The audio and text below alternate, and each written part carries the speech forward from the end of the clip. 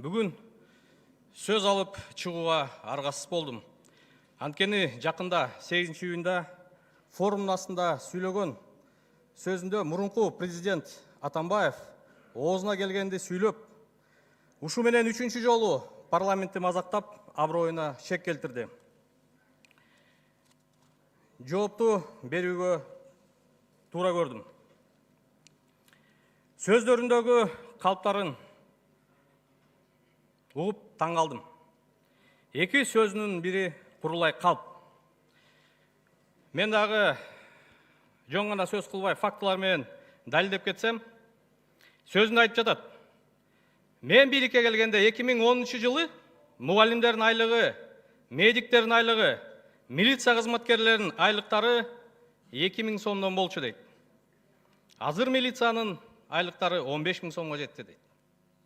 Чегара кызматкерлеринин айлыктары да 2000 сом болчу деп андан мурунку сөзүндө айтты эле. Атайлап мен Билим берүү министрлигине, Ички иштер министрлигине, чегара кызматына запросторду бердим. 2010 жылы жана бүгүн айлыктары кандай экен деп. Мына чегара кызматыныкы 2010 жылы офицерлер 12 700 сом алчу. Бүгүнкү күндө 18 000 сом алат.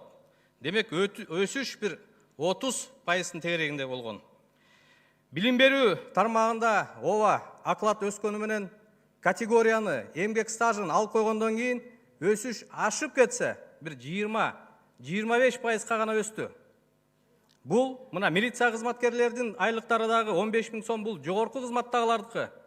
Алгачы жаңы иштеп баштагандардыкы тилекке каршы андай эмес. Милиция кызматкерлери да 2010 жылы жок дегенде 4-4,5 000 сом алчы, бүгүнкү күндө бир 6-7 000 сом төмөнкү айлыктары. Демек, бул жалган маалымат. 2010 жылы 13 жылдан 16 жылга чейин Асылбек Кожобеков УКМКнын Ош областы боюнча башкармалыгын жетектеген, 16-18 жылдан кийин Идрис Кадыркулов жетектеген. Булар мага айрым бажы кызматындагы болгон терс көрүнүштөр боюнча маалымат бербей жүргөн экен деп жалган сүйлөп атат. Урматтуу депутаттар, өзүңөр ойлоп көрсөңөр, кайсы областтык деңгээлдеги жетекчилер президентке маалымат берчү эле? Эмне 7 областтын жетекчиси 7 кирип алып туруп президентке маалымат бермек беле жума сайын? Бир жумада 3 жолу дейт. Областтын жетекчилери өзүнүн төрагасына берет.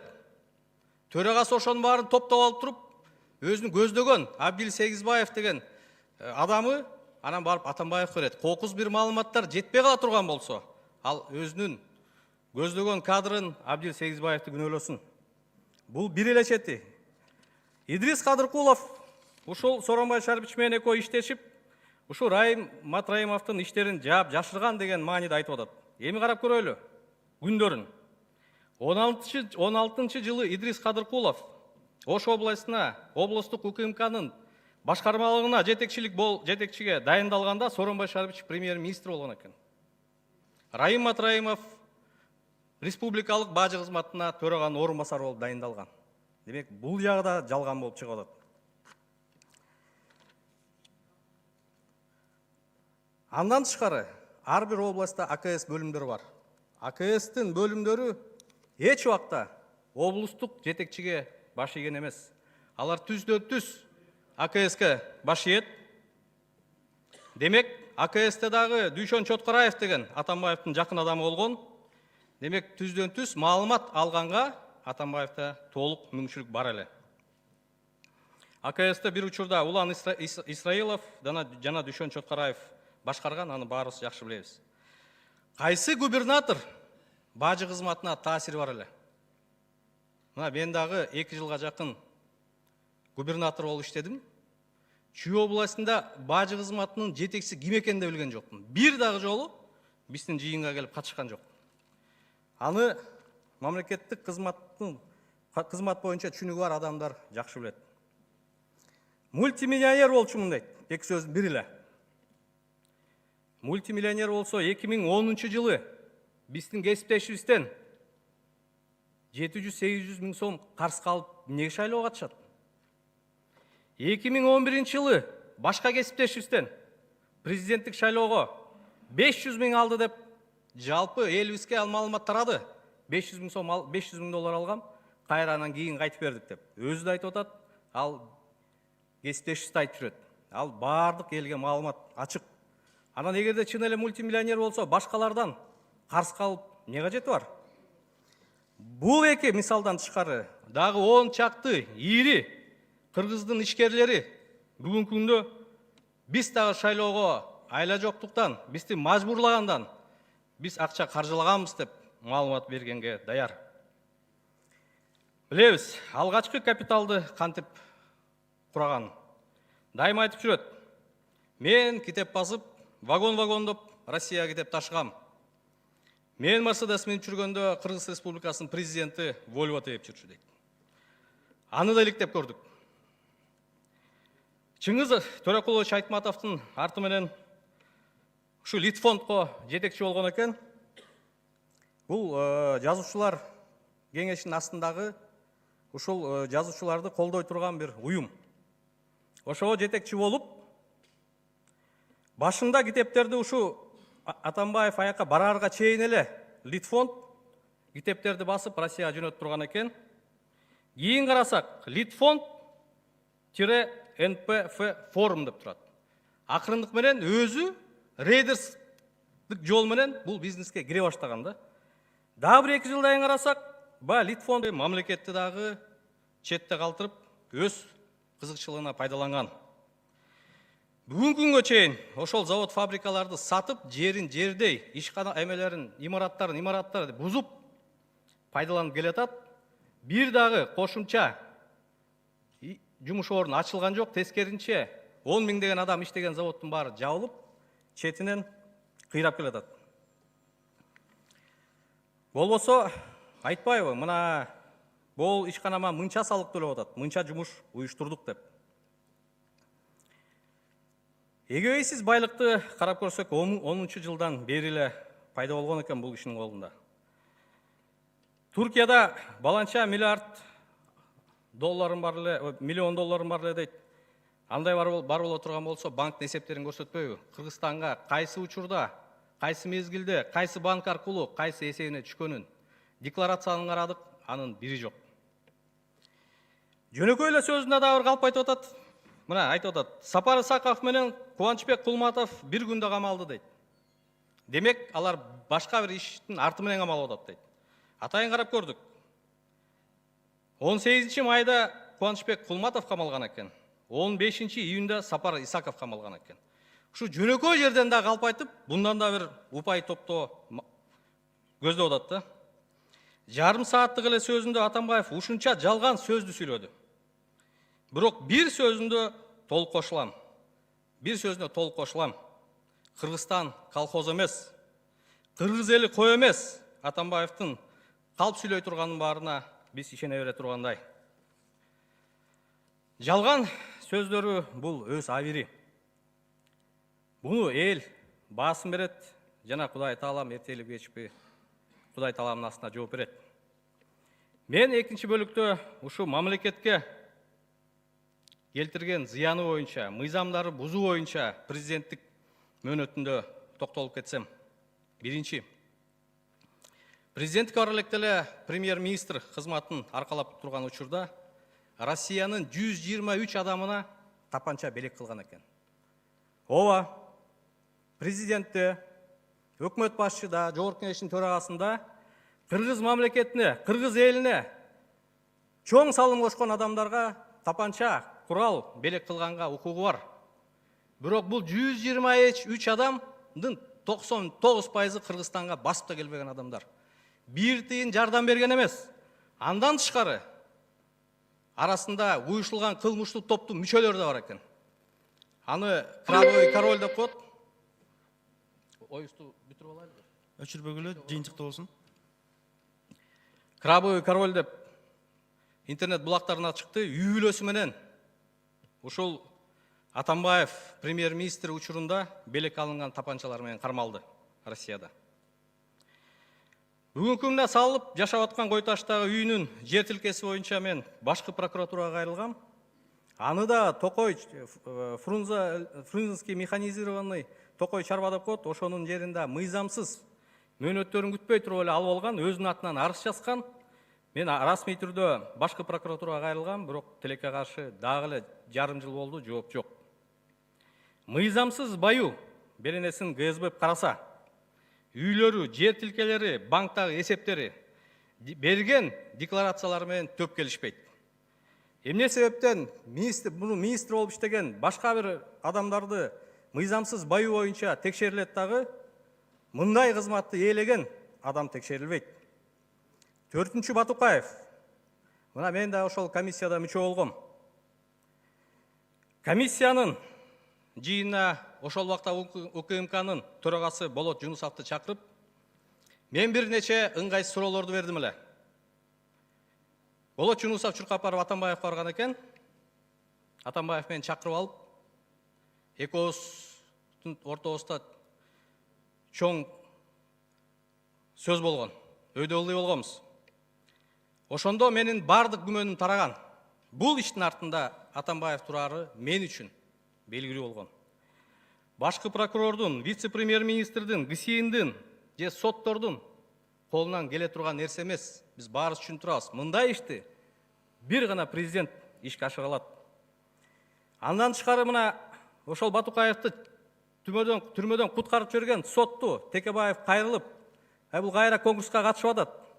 Ош шаардык сотуна десе, ошондо Атамбаев тиешеси жок болсо, сотко өткөрбөй коет эле да. Бул кыргыз элинин баарын оюн четке кагып туруп, ошону шылдыңдагансып, аны сотко шайлап койду. Үчүнчү маселе, дагы бир маселе, бул узурпация.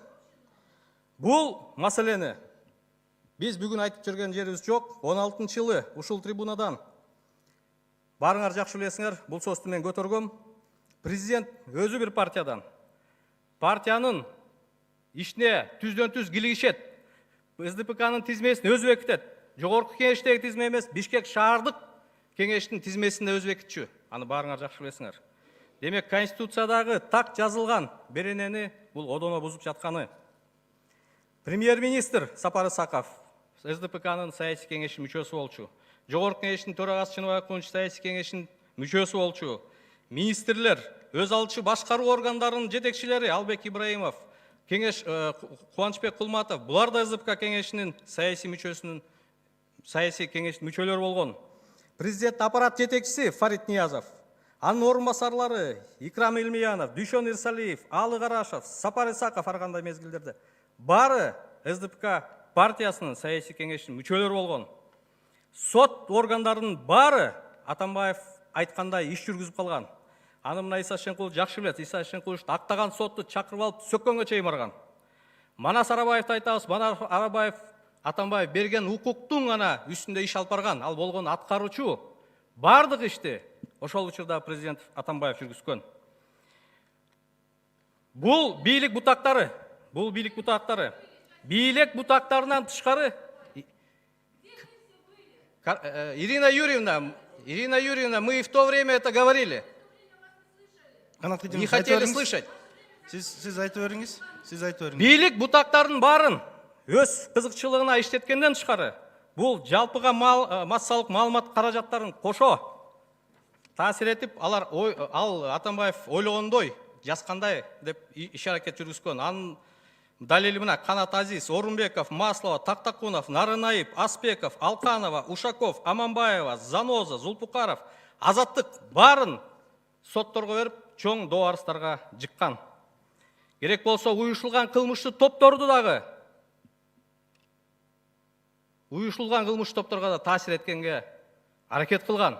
Мына Эркин Мамиталиев канча деген жылга соттолгон адамды кайра алып келип, жогорку соттун чечимине карабай кайра чыгарып, бийлетип, эмне деген хан сарайларды, пансионаттарды урду. Башка уюшулганды Алмаз Бокшовдун уюшулган кылмыштуу топтун мүчөсүн алып келип туруп, СДПКнын тизмеси менен депутат кылды.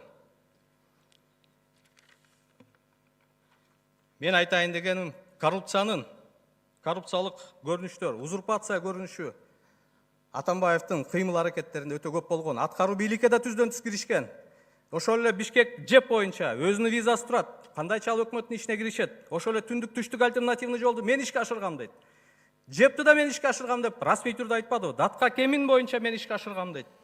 Нарын, жогорку Нарын каскадын анын бүт иштер кандай болгонун, мамлекетке канча зыян келтирилгенин, канча мамлекетке карыз болуп элибиздин моюна илингенин аны баарыбыз жакшы билебиз. Президенттен, Сооронбай Шариповичтен адаштым деп кайра-кайра көп жолу айтты. Ооба, мен да Атамбаевка кошулам. Өтө чоң адашты. Президент Сооронбай Шарипович кол бола алат деп ойлогон. Өзүм билгендей башкарам. Коррупциялык иштердин ачууга жол бербейм деп ойлогон. Бирок Кудайга шүгүр, Сооронбай Шарипович элдин, мамлекеттин кызыкчылыгын, Атамбаевдин кызыкчылыгын өйдө коюп туруп, чечкиндүү адамдарга барып, коррупциялык иштердин баарын ачыкка чыгарып атат. Бүгүн да ошондой болуп атат деп кээ биркилер айтып атат, бирок бир эле мисал келтирейин.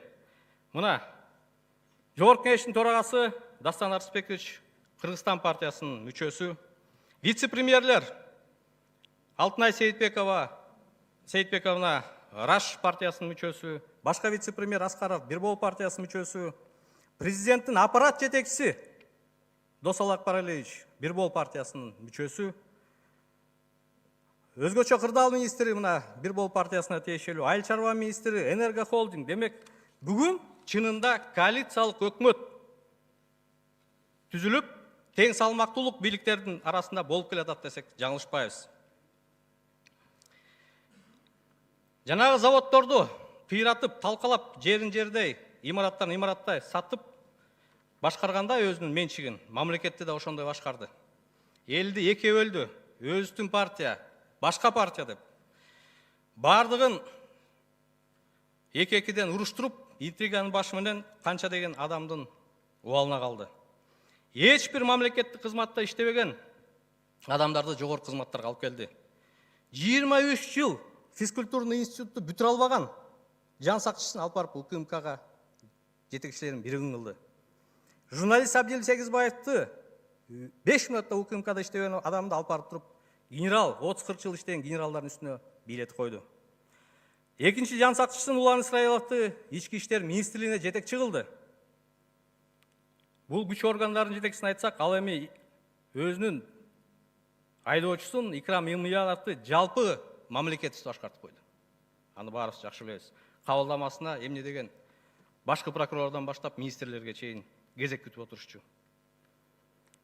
Эми иштеп атканда мамлекетке ушундай зыян келтирип, аброюн чүрүп мамлекет кызматтын аз келгенси эми кеткенде дагы жөн жатпай, Жогорку Кеңешке жанагындай ыплас сөздөр менен сын айтат. Ооба, Жогорку Кеңешти ошондой болсун деп бул адамдын аракети күч болгон. Жогорку Кеңеште каяш айтып, өз ою бар адамдардын баарына иш козгоп, четинен каматты. Алмамбет Шыкмаматовго, Талант Мамытовго, Текебаев Өрмөк Ширкешке, Жапаров Садыр Нургожоевго, Ташиевго, Саляновага, Келдибековго, Тулеевге, Исаевго. Демек, бул максаты ушу Жогорку Кеңешти дагы мен башкарсам жатып алып үйүмө, президент дагы кол бала болот, өкмөт дагы мен айткандай иш жүргүзөт деген. Кудайга шүгүр, андай болгон жок. Мен ойлойм, Жогорку Кеңеш өз баасын бунун кыймыл аракеттерине сөз түрдө бериш керек. Бул адам жөн гана мамлекеттик кызматтарга доо кетирбей, бул 7 апрелде каза болгон 90 баланын дагы убалына калган адам. Анткени ошондо Бакиев менен кызматташа коюп, премьер-министр болуп, Бакиевке каршы чыккан элдерди барып талкалап, боз уйларын сындырып, качан кыргыздын боз уйун түндүгүн сындырчу эле, бул кыргыздын белин сындырганга барабар.